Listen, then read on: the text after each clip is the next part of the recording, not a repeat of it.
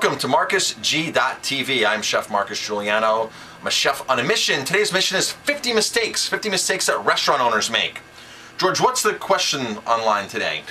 Well, so the question today would be, what are the two most important restaurant policies? Policies for guests or policies for staff? This is a staff policy. Staff what policies. What would be the two most important staff policies a restaurant owner should give their staff? Their staff. Okay, good. Now, understand, it's a great question. Understand we're going through one of the biggest we are going through the biggest cultural change ever right now. The way we communicate, the way we need instant gratification, the way Generation X, Generation Y, just everything has changed so drastically in the last 30, 40 years.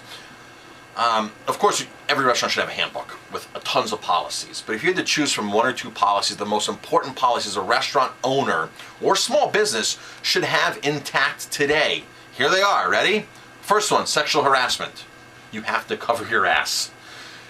This, you have to train your staff that if anybody offends them in any way, not just sexually, it can be racist ways or anything, that any other staff members offend them, that they need to notify owner or management within 24 hours of it happening.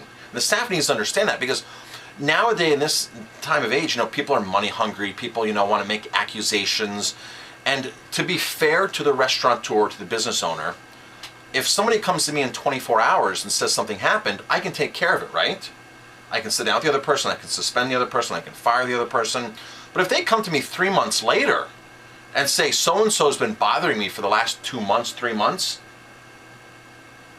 I'm going to be at fault as a restaurant owner, right? Because it's happening in my workplace, and ultimately it comes back to me. So your staff needs to be trained that if anybody does anything that offends you, come to us right away within 24 hours to make your valid claim so we can do an investigation. And I think a lot of restaurants that I know don't even have a policy intact. So the first step is to get a policy intact. That's the most important thing. It doesn't need to be sexually orientated. It can be racist. It can be any other kind of discrimination.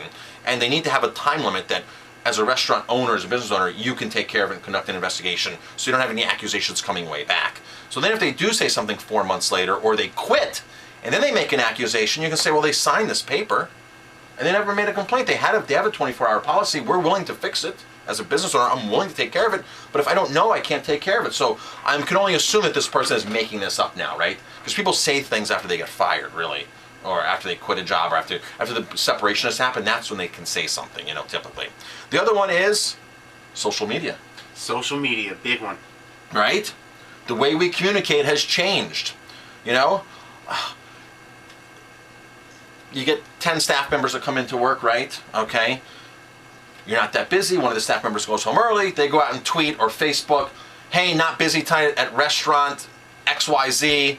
Not busy tonight, I'm going home. I'm going to a party, this, that. It gives the impression your restaurant's not busy, right? Yeah. Why would you want that impression? But it goes way beyond that, though, because now staff can start saying other things. They can start, now a lot of staff are gung-ho and they're proud of where they work, right? So they can easily go online and say, hey, we have the best steaks in town. The other restaurant across the street doesn't have good steaks. They can make accusations about other restaurants.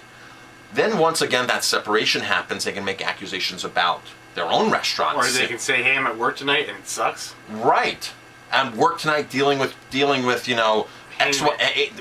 pain in the ass customers. Or even worse, they could say, at work tonight dealing with a celebrity, and list the celebrity's name, which is really not good. The celebrities go to a restaurant because they trust a restaurant, typically, unless it's their first time. And they go to it because they repeat, because they trust it. They don't want to be bothered. They don't want to be signing autographs and having people, bothering them while they eat. They want to eat like us, like humans. So if you're going to announce that a celebrity's at your restaurant and draw more people and bring attention to this person, it's not going to look good. So here's the first thing to understand with a social media policy. You have to have a confidentiality agreement first with your staff, okay? To let them understand that they can't break certain confidentiality ethic codes of the restaurant. So with that being said, if you have staff that is tweeting, Facebooking, they have to give disclosure. You have to say, they have to identify themselves as who they are and that they work for it. Because somebody going out there and just saying all these great things about a restaurant, they need to know where the basis of it's coming from. And use common sense. Don't offend other businesses in the area. Don't offend the competition. Don't offend other staff members. You're there to promote in a good way. Which a lot of times I tell you, George, or you hear me tell staff, hey, take a picture of the tap handles today and tweet out Instagram what we have on taps, right?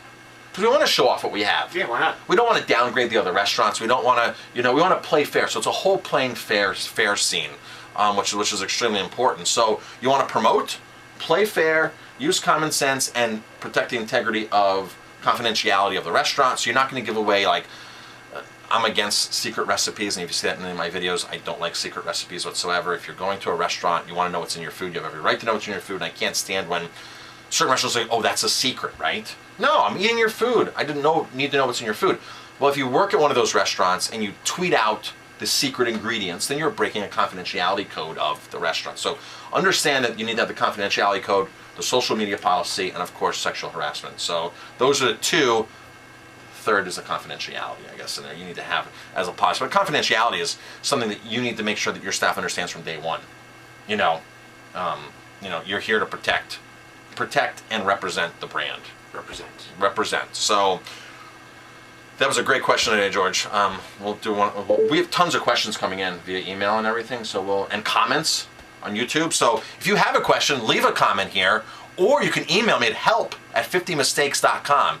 HELP, help@50mistakes. You can spell it out 50 or FIFTY, 50mistakes.com, and I'll be happy to answer the questions. Thank you for watching. If you like this video, hit like, subscribe to my channel, and pass it on. Thanks for watching. I'm Chef Marcus Giuliano.